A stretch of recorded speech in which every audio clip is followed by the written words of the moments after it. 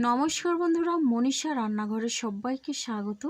প্রতিদিনের মতো আবারও নিয়ে চলে এলাম দারুণ একটা রেসিপি। আর এটা হচ্ছে পেঁয়াজ পকোড়া, সম্পূর্ণ ইউনিক স্টাইলে। তো যাই হোক বন্ধুরা, চলুন রেসিপিটি শুরু করি। তো প্রথমে দেখুন, এই রেসিপির জন্য এখানে আমি নিয়েছি 3টে পেঁয়াজ। তো এইরকম বড় সাইজের পেঁয়াজ নিয়েছি, তবে এখান থেকে কিন্তু আমি 2টো পেঁয়াজ নিয়ে নেব, দুটো কিন্তু বানাবো। এটা আমার ছেলের বায়না, নতুন ধরনের পেঁয়াজের রেসিপি। তো যাই হোক দেখুন, পেঁয়াজের এই মাথার দিকটা আমি কেটে নিচ্ছি। হ্যাঁ, এটা কিন্তু খুব একটা বেশি করে কাটা যাবে না, একটু শুধু মাথার দিকটা একটুখানি কেটে দিতে হবে। এবার পেছন দিকটাও এইভাবে কেটে নিচ্ছি। এবার উপরের এই অংশগুলো আমি তুলে নেব। আশা করি পেঁয়াজের এই রেসিপিটা আপনাদের ভালো লাগবে। আর ভালো লাগলে লাইক, শেয়ার, কমেন্ট এবং সাবস্ক্রাইব করে আমার পাশে থাকবেন। তো বন্ধুরা দেখুন, পেঁয়াজটা কিন্তু এইভাবে প্রথমের এই খোসা টাইপের অংশটা তুলে নিলাম। এবার দেখুন, এই যে মোটা অংশটা, এটা একটু দাগ হয়ে গেছে, তার মানে এটা একটু শুকনো টাইপের হয়ে গেছে, এটা আমি তুলে নিচ্ছি। পেঁয়াজটা অবশ্যই একটু নরম হতে হবে। তো দেখুন, পেঁয়াজের উপরের অংশটা আমি তুলে নিয়েছি। এরপরে কিন্তু আমি এই পেঁয়াজটাকে খুব সুন্দরভাবে কেটে নেব। তার আগে আমি মাথার দিকটা আরও একটু ভালোভাবে পরিষ্কার করে নিলাম। তো এরপরে আমি আবারও একটা পেঁয়াজ একই রকমভাবে কেটে নিচ্ছি। পেঁয়াজের এই রেসিপিটা সম্পূর্ণ ইউনিক। এটা কিন্তু যে কেউ একবার দেখার পরে খুব সহজেই বানিয়ে নিতে পারবে। আর এটা দেখতে যতটা সুন্দর, খেতেও কিন্তু অসাধারণ লাগে। তো দেখুন, পেঁয়াজগুলো মোটামুটি আমি কেটে পরিষ্কার করে ধুয়ে নিয়েছি। এবার পেঁয়াজটাকে কেটে নেব। আর পেঁয়াজটা একটু ডিজাইন করে কাটার জন্যে একটা কৌটো ঢাকনা নিয়েছি। এই ঢাকনার সাপোর্টে কিন্তু পেঁয়াজটা কেটে নিতে হবে, তাহলে কিন্তু পেঁয়াজটা কোনোভাবে বেশি কেটে যাবে না আর কমও কেটে যাবে না। ঢাকনার এই সাপোর্টে খুব সুন্দরভাবে পেঁয়াজটা কাটা যায়। তো এইভাবে করে কিন্তু আমি কেটে নিচ্ছি। সব দিকটা থেকে ছুরি দিয়ে এইভাবে একটু সুন্দর করে কেটে নিলে দেখতে বেশ ভালো লাগে।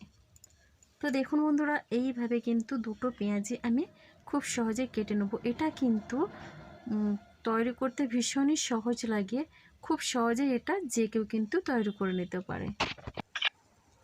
পেঁয়াজের এই রেসিপিটা সন্ধ্যের স্ন্যাক্স হিসেবেও খেতে পারেন, বেশ ভালো লাগে খেতে, একেবারে কুড়কুড়ে এবং মুচমুচে লাগে। তো বন্ধুরা দেখুন, একই রকমভাবে আবারও একটা পেঁয়াজ আমি কেটে নিচ্ছি। আপনারা আপনাদের প্রয়োজন মতো পেঁয়াজটা নিতে পারেন।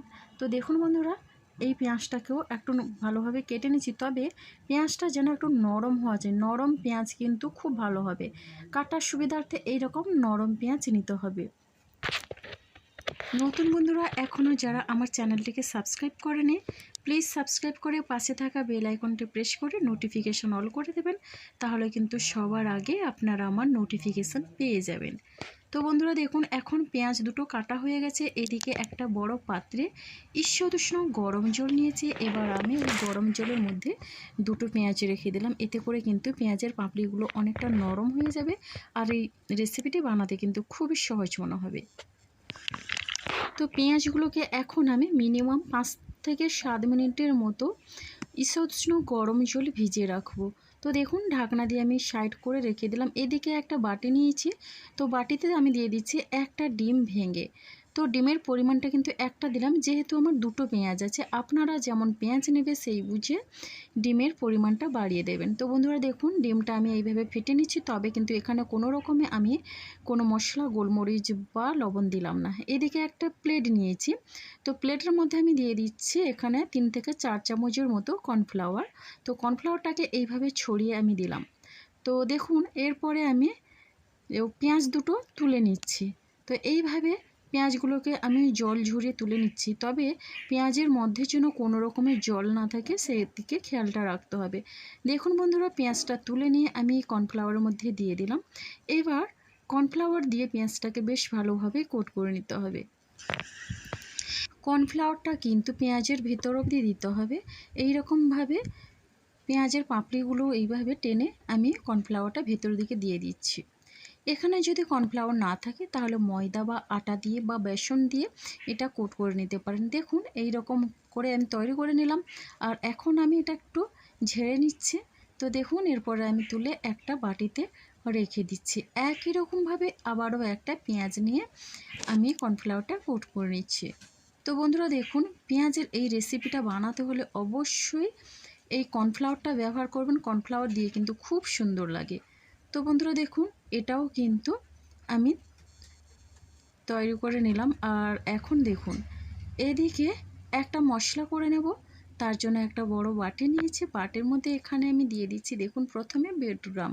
তো এখানে এইরকম বড় চামচের 1 চামচের মতো বেডগ্রাম দিয়ে দিচ্ছি এখানে কর্নফ্লাওয়ার একই পরিমাপে। এবার দিয়ে দিচ্ছি 1/2 চামচ পরিমাণে বেসন। তো এরপরে এখানে দেখুন দিয়ে দিচ্ছি কালারের জন্য হলুদের গুঁড়ো, আর দিয়ে দিচ্ছি এখানে ঝালের জন্য একটু ঝাল লঙ্কার গুঁড়ো, দিয়ে দিচ্ছি এখানে ভাজা মশলা, আর এখানে দিয়ে দিচ্ছি দেখুন বন্ধুরা অল্প পরিমাণে গরম মশলা গুঁড়ো, আর দিচ্ছি খুবই সামান্য পরিমাণে চাট মশলা। মশলাগুলো কিন্তু আপনারা আপনাদের পছন্দের মতো যে কোনো মশলা দিয়ে রেসিপিটি বানিয়ে নিতে পারেন, তবে এই মশলাগুলো দিয়েও বেশ ভালো হয়। এবার স্বাদ অনুসারে এখানে একটু লবণ দিয়ে দিলাম। তো এরপরে আমি এই শুকনো মশলাগুলো দিয়ে বেশ ভালোভাবে মিশিয়ে নিচ্ছি। এখানে আপনারা চাইলে বাদামের গুঁড়োও দিতে পারেন। তো চালের গুঁড়ো দিলেও দিতে পারেন 1 চামচ পরিমাণে, তবে এই মুহূর্তে কিন্তু চালের গুঁড়োটা না থাকায় আমি দিলাম না। তো যাই হোক, এখন আমি এখানে অ্যাড করে দিচ্ছি পনির। তো আমি 2 টুকরো পনির নিয়েছি, আর পনিরটাকে এইভাবে আমি একটা গ্রেটারের সাহায্যে গ্রেট করে দিচ্ছি। পনিরটা দিলে কিন্তু খেতে বেশ ভালো লাগে, দারুণ স্বাদের হয়। এবার দেখুন 2 টুকরো পনির আমি গ্রেট করে নিয়েছি। এখন আমি বেশ ভালোভাবেই কিন্তু মিশিয়ে নিচ্ছি। এবার দেখুন বন্ধুরা মোটামুটি কিন্তু এটা বেশ ভালোভাবেই আমি মিশিয়ে নিয়েছি। এরপরে পেঁয়াজটা আমি ডিমের গোলার মধ্যে দিয়ে দিচ্ছি। এবার ডিমের গোলাগুলো বেশ ভালোভাবেই কিন্তু পেঁয়াজের মধ্যে ঢুকিয়ে দিতে হবে, যাতে পেঁয়াজের ভেতর পর্যন্ত বেশ ভালোভাবে ডিমটা ঢুকে যায়। তো এরপরে দেখুন এইভাবে আমি পেঁয়াজটাকে ডিমের মধ্যে কোট করে নিয়ে এবার আমি তুলে নিচ্ছি। এবার দেখুন আমি এই বড় পাত্রে দিয়ে দিচ্ছি। এবার এই মিশ্রণগুলো কিন্তু পেঁয়াজের মধ্যে বেশ ভালোভাবে কোট করে নিতে হবে। তো বন্ধুরা একবার হলেও এটা বানাবেন, দেখবেন বাড়ির সবাই একবার খাওয়ার পরে কিন্তু পেঁয়াজের এই রেসিপিটা বারবার বানাতে চাইবে। তো বন্ধুরা দেখুন এখানে কিন্তু মোটামুটি একটা পেঁয়াজ কিন্তু আমার রেডি হয়ে গেল। এবার আর একটা আমি একই রকমভাবে তৈরি করে নেব। তো দেখুন এটা আমি তুলে একটা প্লেটে আমি রেখে দিচ্ছি। তো আবারও একটা একই রকমভাবে ডিমের মধ্যে দিয়ে আমি ডিমের গোলাগুলো বেশ পেঁয়াজের মধ্যেই ঢুকিয়ে দিচ্ছি। এরপরে দেখুন এটা রেডি হয়ে যাওয়ার পরে এখন আমি ওই মিশ্রণের মধ্যে দিয়ে দেবো। খুব সহজেই কিন্তু ঝটপট এই রেসিপিটি করা যায়। আর পেঁয়াজের অনেক রকমের রেসিপি খেয়েছেন, তবে এটা একবার ট্রাই করবেন। পেঁয়াজ পকোড়া তো আপনারা খেয়েছেন, তবে এইভাবে পেঁয়াজ পকোড়া একবার হলো তৈরি করে দেখুন, দেখবেন দুর্দান্ত স্বাদ পাবেন।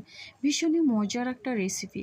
তো মোটামুটি দেখুন 2টো পেঁয়াজ একই রকমভাবে আমি রেডি করে নিলাম। এরপরে সরাসরি চলে যাচ্ছি এটা তৈরি করে নেওয়ার জন্য। তার জন্য আগের থেকে গ্যাসে কড়াই বসিয়ে কড়াইতে দিয়ে দিয়েছি সর্ষের তেল। এবার আমি কিন্তু এই পেঁয়াজগুলো তেলের মধ্যে দিয়ে দিচ্ছি। আমি কিন্তু এটা সর্ষে তেলে করছি, সব থেকে সর্ষে তেলে করলে কিন্তু বেশ ভালো লাগে এই রেসিপিটা। তো দেখুন এখন আমি দিয়ে দিলাম, আর এটা কিন্তু মিডিয়াম ফ্লেমে তৈরি করে নিতে হবে। আর ওপর থেকে এইভাবে তেল আমি দিয়ে দিচ্ছি, এতে করে কিন্তু কালারটা বেশ সুন্দর আসে, আর ভেতর থেকে কিন্তু বেশ সুন্দরভাবে এটা তৈরি হয়ে যায়। দেখুন এটা কিন্তু 2 থেকে 3 মিনিটের মতো সময় লাগে ভেজে নিতে। তো এটা কিন্তু এক সাইড হয়ে গেছে। এবার আমি উল্টে অপর সাইডটাও একই রকম কালার করে ভেজে নেব। একটু লাল লাল করে ভেজে নিলে কিন্তু ভীষণই ভালো লাগে খেতে, আর এটা কিন্তু অনেকটা মুচমুচে হয়। একই রকম পদ্ধতিতে অবশ্যই আপনারা বানিয়ে নিতে পারেন। তো দেখুন এটা কিন্তু আমার হয়ে গেছে। তো এখন আমি তুলে নিচ্ছি, দেখেই বুঝতে পারছেন কতটা এটা মুচমুচে হয়েছে, অসাধারণ একটা পেঁয়াজ পকোড়া। তো দেখুন এখন আমি কিন্তু এটা পরিবেশনের জন্য এটা প্লেটে নিয়ে নিয়েছি। এটা যে কোনো সসের সঙ্গে পরিবেশন করতে পারেন, তবে এখানে আমি নিয়েছি গ্রিন চিলি সস। তো গ্রিন চিলি সসের সঙ্গে কিন্তু এটা পরিবেশন করব, ভীষণই ভালো লাগবে। তো আজকের রেসিপিটি এই পর্যন্ত। আগামীকাল আসবো আবারও একটা নতুন রেসিপি নিয়ে। আপনার সবাই সুস্থ থাকুন, ভালো থাকুন, অসংখ্য ধন্যবাদ রইল।